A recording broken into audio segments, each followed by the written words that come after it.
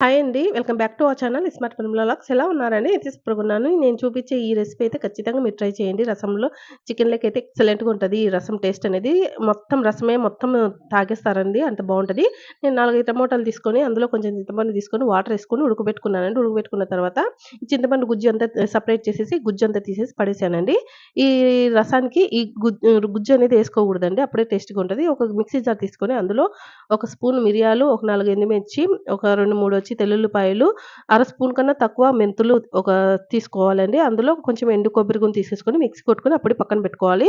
ఒక గిన్నె పెట్టుకొని అందులో ఆయిల్ ఏసేసుకొని ఈ పొడి మొత్తాన్ని అందులో వేసేసి కొంచెం పసుపు, ఆవాలు, జీలకర్ర వేసేసి కొంచెం 4, 5 ఎండుమిర్చి తుంచి ఏసుకోవాలి. కొంచెం కరివేపేసేసుకొని బాగా కొంచెం వేగిన తర్వాత ఈ టమాటా గుజ్జు రసం ఉంది కదండీ! ఇది అందులో వేసేసుకొని కొంచెం మనకి పులుపు దాన్ని బట్టి మనం వాటర్ కూడా యాడ్ చేసేసుకొని అందులో కొంచెం కొత్తిమీరేసుకొని వదిలేస్తే ఉడుకుతదండి. అంతే అండి. చాలా టేస్టీగా ఉంటది. ఖచ్చితంగా ట్రై చేయండి.